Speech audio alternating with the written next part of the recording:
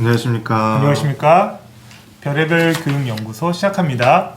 대성쌤, 오늘은 어떤 이야기를 나눠볼까요? EBS 다큐 다시 학교에서 4부죠. 최고의 수업에 대해서 한번 얘기 나눴으면 좋겠습니다. 네, 수업이라는 말은 저희 교사들한테 있어서는 굉장히 가슴 설레이고 보람을 느끼는 말이기도 하지만 때로는 굉장히 부담이 되기도 하거든요. 최고의 수업, 한마디로 어떤 수업입니까? 그 다큐에 있는 내용을 이제 기반으로 말씀드리면 이제 역량을 키울 수 있는 수업이 이제 좀 좋은 수업이 아닐까 생각이 듭니다. 이 다큐멘터리에서는 이제 지식 위주의 수업과 활동 중심의 수업, 이제 두 가지 수업이 이제 약간 대비되는 걸로 나오거든요. 이제 정답은 없겠지만 두 가지 수업 중에 어떤 수업이 최고의 수업에 가깝겠습니까? 근데 그 다큐에서는 그런 최고의 수업은 이제 아이들이 이제 역량을 키울 수 있고, 근데 실제 삶과 맞닿아 있고, 그리고 이렇게 좀 어느 정도 지식이 바탕이 된 그런 수업이 필요하다고 이렇게 얘기를 했고요. 근데 제가 근데 조금 개인적인 생각은 뭐 지식 중심의 수업이든 역량 중심의 수업이든 이게 이렇게 경계가 이렇게 명확하진 않다라고 저는 개인적으로 생각합니다. 그러니까 대성쌤은 이제 솔로몬 왕 같아요. 정말 지혜가 있으셔서 이것도 훌륭하고 이것도 훌륭하다. 그래서 훌륭하다. 이런 말씀을 해주시는데 이제 지식 위주의 수업과 활동 중심의 수업이 나오는데 이 다큐멘터리 이제를 보면서 지식 위주의 수업도 때로는 학생들의 역량을 키워줄 수 있겠다.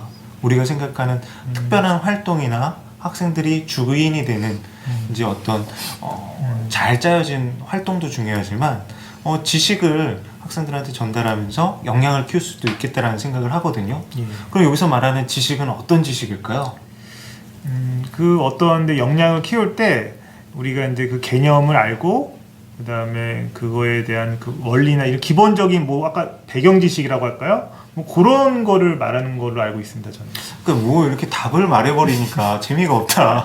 왜냐하면 대성 선생님이 정확하게 말씀하신 것 같아요. 그러니까 우리가 흔히 얘기하는 지식 위주의 수업은 지식을 주입한다라는 개념이었더라면 이제 이 여기서 말하는 지식 위주의 수업은 학생들의 핵심 개념, 핵심 원리 그리고 전이가 가능한 지식을 생성토록 하는 수업을 의미하더라고요. 그래서 이제 지난 시간에 저희가 리뷰를 했던 거기서 말하는 이제 평가와도 다 있는 부분이에요. 그런데 이제 활동 중심의 수업과 지식 위주의 수업이 우리 교육 현장에서는 대비가 된다라고 보지 않습니까? 그런데 여기서는 활동 중심 수업과 지식 위주 수업이 상호 보완적이라는 이야기를 하고 있어요. 활동 중심의 수업 더 중요한 거 아니에요? 그러니까 저도 근데 이 다큐를 보기 전부터 개인적으로 갖고 있던 생각인데요. 저는 근데 약간 뭐 제가 경계가 명확하지 않다고 말씀드렸던 이유가 근데 지식 안에도 저는 어떻게 크게 보면 역량이 포함이 되고 그래서 그거를 진짜 할 수 있는 그런 지식도 저는 지식의 수업이 될 수 있고 또 역량이라는 것도 이런 기초 지식을 잘 알고 있는 상태에서 자기가 그걸 현재의 뭔가 실용적이고 뭔가 이렇게 실제 접목하는 그런 능력을 키우는 수업이기 때문에 어떻게 보면 이거를 이렇게 딱 칼 나누듯이 딱 나눌 수 없다고 저는 생각하고 있습니다. 그러니까 대성 쌤이 참 좋아하시는 게 활동 중심 수업인데 활동 중심 수업에서도 지식을 키울 수가 있고 핵심 지식 개념을 형성할 수가 있는 거 아닌가요? 근데 우선 활동 중심 수업이 근데 저는 충분한 지식을 바탕으로 하지 않으면 되게 위험하다는 생각이 들어요. 그러니까 지금 아이들이 그런 지식 없이 하다 보면은 그 활동 그 자체에 몰입이 된다고 아니면 거기에 이렇게 빠져들어서 실제로 학습 목표 달성이나 그거에 좀 어려움이 있지 않나 생각합니다. 사실은 대성 쌤이 너무 말씀을 잘하세요. 약간 기름장어 느낌으로 제가 함정을 파도 요리조리 빠져나가는데 중요한 말씀을 해주셨어요. 그러니까 뭐냐면 활동 중심 수업에서 저희가 간과하고 있는 게 학생들은 사실은 사회적 동물이잖아요. 학생들이 아니라 인간은 사회적 동물이지 않습니까? 학생들의 어떤 지적 수준과 편차 그리고 또 핵심 지식이 형성 여부에 따라서 학생들은 다양한 입장에서 이제 수업에 참여하게 되는데 때로는 그거 자체가 학생들의 효능감이나 자신감을 이제 결여시킬 수가 있다는 거죠. 그래서 그런 활동 중심 수업 이전에 그 수업에 필요한 핵심 개념과 핵심 원리, 핵심 지식들을 형성시키고 나서 그런 활동 중심 수업으로 이어질 때 그 수업의 효과가 그 활동이 의미를 가진다라는 거죠. 그래서 대성 선생님이 이제 중요한 말씀을 해주셨습니다. 배경 지식, 스키마라고도 하죠. 배경 지식. 왜 학생들은 이렇게 다 배경 지식이 틀릴까요? 그러니까 우선은 학생들이 이제 그런 경험, 이제 개인적인 경험도 다르고, 그다음에 관심사도 다르고, 그다음에 기존의 학습 성취도 다르고, 그리고 학습을 이렇게 할 수 있는 환경도 다르기 때문에 그런 스키마가 좀 다를 수밖에 없고, 아까 우리가 3부에서 이런 평가의 중요성을 많이 논의를 했잖아요. 그래서 이런 평가를 통해서 어느 정도 스키마, 이런 배경 지식을 갖추게 하는 게 좀 필요하다고 생각합니다. 그러니까 저희가 이제 예전에 이제 배움 중심 수업이 초창기에 굉장히 활성화됐을 때 이제 그때 이제 5개념도 배움이다라는 거라는 말씀을 해주셨어요. 그게 어떤 학생들이 성장하는 과정 속에서 5개념을 바른 개념으로 고쳐가는 그런 과정을 학생 스스로 갖는 게 중요하다라는 말씀을 해주셨는데, 사실은 이제 그 부분에 있어서는 굉장히 위험성도 갖고 있는 거죠. 그런 과정들이 어떤 학생들이 바른 핵심적인 개념만큼은 바르게 생성이 된 가운데 활동을 통해서 작은 5개념들을 수정하는 건 가능하지만, 애초에 출발점이 어긋나 있고 잘못된 방향으로 갔다라면 학생들은 그것을 내색하지 않고, 그리고 적절한 작용이 되지 않고 활류가 되지 않는 상태에서는 그 5개념은 공고하게 잘못된 개념으로 이제 공고하게 돼버릴 수 있다라는 거죠. 그래서 이 다큐멘터리에서는 지식 위주 수업과 활동 중심 수업이 가진 장단점을 비교하고 있습니다. 그리고 그 지식 중심 수업에 있어서 평가는 어떤 평가가 좋다라고 했죠? 이것도 갑자기 말씀하시니까 단순하게 말해도 지필 평가, 그렇죠, 지필 평가라고 했고, 반면에 활동 중심의 평가는 학생들이 어떤 능력에 향상에 이제 영향을 끼친다라고 했냐면 의사소통, 말하기 능력과 말하고 듣는 소통 쪽에 표현 능력 이런 쪽에 강점이 있더라고 했어요. 그래서 우리 이런 수업 같은 경우는 사실은 어떤 수업이 옳다, 나쁘다라는 개념은 아닌 것 같아요. 이거 두 가지를 적절하게 배치를 하는 게 좋은데, 사실은 이 최근의 수업들이 활동 중심 수업으로 흐르다 보니까 활동 중심 수업이 정말 잘못되고 있다라는 그런 우려들을 낳고 있거든요. 이런 것들을 조금 개선할 수 있는 아이디어가 있으실까요? 지금 활동 중심 수업이 이제 좋은 수업의 왕도처럼 비춰지고 있고, 꼭 그렇게 해야 된다는 그런 고정관념을 좀 버릴 필요가 있고요. 그 다음에 아까 말씀하신 것처럼 핵심 개념이나 이런 것들은 충분히 다지는 과정, 그리고 우리가 3부에서 말한 것처럼 평가를 통해서 아이가 스스로 그거를 내가 모르고 있구나라는 것을 인식할 수 있게 하는 게 좀 필요할 것 같습니다.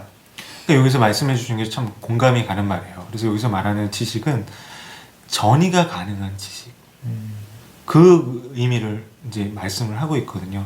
전이가 가능한 지식이 학생들에게 이제 갖춰졌을 때 학생들이 활동을 통해서 그것을 자기 것으로, 아까 우리가 전 시간에 말했던 인출을 할 수가 있는 거죠. 다양한 활동에. 그리고 그걸 적용하면서 자기의 지식을 좀 공고히 하고 그 지식을 확장할 수 있는 겁니다. 그래서 다른 영역으로 이제 넘나들 수 있을 것 같아요. 그래서 저희가 흔히 융합이라고 하죠. 또 융합하면 또 융합 교육의 대가가 있죠. 우리 대성쌤. 뭐 문화하고 예술은 굉장히 접목을 시켰어요. 그러면 그 각 교과의 이제 핵심 지식이 되는 것들에 대한 어떤 강의식 수업을 하신 다음에 그러면 그런 융합 활동들을 하셨었나요? 제가 근데 스팀 교육에 관심이 많았고요. 근데 거기 스팀 교육에서 항상 좀 문제점으로 지적되는 게 이 다양한 교과를 이렇게 같이 융합하다 보니까 각 교과에 대한 전문성이 부족할 수가 있고 5개념이 형성될 수 있다라고 하는 그런 측면이 있었습니다. 그래서 거기 문제점 해결을 위해서는 사전에 이 다양한 교과 지식을 갖고 있는 교사들이 충분히 협업과 소통을 통해서 이런 융합 프로그램을 좀 이렇게 잘 준비하는 게 저는 필요하다고 생각합니다. 그러니까 저희가 우리 그런 이제 2015 개정교육과에서는 일반화된 지식이라고 표현을 하거든요. 일반화된 지식을 사실은 다양한 수업 이제 교과의 경계를 넘어서서 그것들을 갖고 활용할 수가 있는, 그러니까 교과의 성취 기준은 그대로 있고 그 교과의 성취 기준이 일반화된 지식에서 이제 출발이 되는 거죠. 그리고 학생들이 그런 요소들을 도달할 수 있는가? 그런 것들을 수업 속의 설계 디자인에 반영할 수 있는가? 교사들한테는 굉장히 큰 부담일 것 같아요. 이게 실제로 가능한 겁니까? 대성 선생님도 이렇게 보여주기 위한 수업에서만 그렇게 수업 설계를 하신 거 아니세요? 평상시에 그게 가능해요? 그러니까 우선 가능은 전 하다고 생각이 들고요. 그리고 이제 교육과정을 우리 선생님들께서 이렇게 방학 때 이렇게 재구성을 같이 협업을 통해서 하시잖아요. 그래서 근데 뭐 협업을 통해 얼마든지 가능하다고 생각을 하고, 근데 다만 너무 많은 거를 이렇게 담으려고 하다 보면은 맞습니다. 학생들이 수용을 못하는 경우가 있습니다. 그래서 뭐 선생님들이 이제 선별해서 이 우선순위를 정하고 좀 덜어낼 건 덜어내서 학생들이 이 핵심 코어적인 지식은 충분히 알고 나머지를 확장해 가는 그런 거를 설계하는 게 좋을 거라고 저는 생각합니다. 그 저희가 이제 융합이라는 게 꼭 문화예술과 이제 주지교과의 결합이라든지 아니면 기초과학과 어떤 그것들을 현실 세계에 적응하는 뭐 실과라는 교과 이런 들 결합들이 상당한 의미를 가질 수 있기는 해요. 그렇지만 그게 천편일률적으로 적용됐을 때 오히려 교과에서 가르치고자 하는 일반화된 지식의 본질에서 어긋나 있는 경우가 있는 거죠. 그러니까 우리가 지난 시간에 얘기했던 이제 학생들의 그 지식과 개념을 습득하고 그걸 확장하는 데 초점을 맞춰진 게 아니라 네 컷만화 그리는, 그걸 재밌고 자극적으로 그리는 데 이제 초점을 맞춘 활동이 될 수도 있다라는 거죠. 물론 그 수업 시간에 이제 선생님들이 보여주신 이제 작은 일면만 보고 말하는 거지만, 그래서 이제 저희가 이번 시간에 최고의 수업이라는 게 무엇일까라는 고민들을 할 수 있었던 이제 의미 있는 영상이었는데, 이제 대성쌤도 이제 생각하는 최고의 수업이 있을 것 같아요. 요거를 간단하게, 대성쌤도 이제 많이 설명하지 마시고, 저희 현장에서 선생님들이나 학생이나 학부모님들이 할 수 있게 조금 정의를 내려주세요. 최고의 수업은 어떤 수업이다? 지금 그 다큐를 기반으로 이제 말씀을 드리면, 네. 거기서 이제 실제적인 학생들의 이제 그 진로 혹은 현장에서 한번 그거를 해본다는 게 되게 중요하다고 거기서 이렇게 다큐에서 나오더라고요. 그래서 저도 거기에 정말 이제 공감을 하고, 그러니까 제가 생각하기에는 최고의 수업이라는 거는 핵심적인 지식도 놓치지 않고, 그리고 가장 중요한 것은 그거를 뭐 가장 실제 근접한 그런 활동으로 잘 디자인을 해서 아이들이 실제로 활용해 봤을 때 그게 가장 아이들한테 체득이 되고 가장 지속 가능하지 않을까 생각합니다. 이게 요즘 밀레니얼 세대들은 선 요약을 해야 돼요. 그리고 짧게 요약을 한 다음에 이제 그거에 대해서 궁금한 사람한테 설명을 해줘야 되는데 우리 대성 선생님은 조금 이제 길죠. 제가 생각할 때는 이렇게 말하면 될 것 같아요. 강의식 수업과 활동 중심 수업이 적절하게 이제 섞여 있는 수업, 혼합되어 있는 수업, 융합되어 있는 수업. 그러니까 그거에 대한 이제 조금 부연 설명을 하자라면, 학생들에게 전이가 가능한 지식, 그러니까 일반화된 지식을 가르치고 학생들 스스로가 그걸 펼쳐내 볼 수 있는 기회, 장을 주는 수업이 최고의 수업일 거라고 생각을 해요. 그래서 우리 대성 선생님께서 여러 가지 수업 실천을 하셨습니다. 그 다양한 최고 수업 사례에서 시행착오들도 겪으셨어요.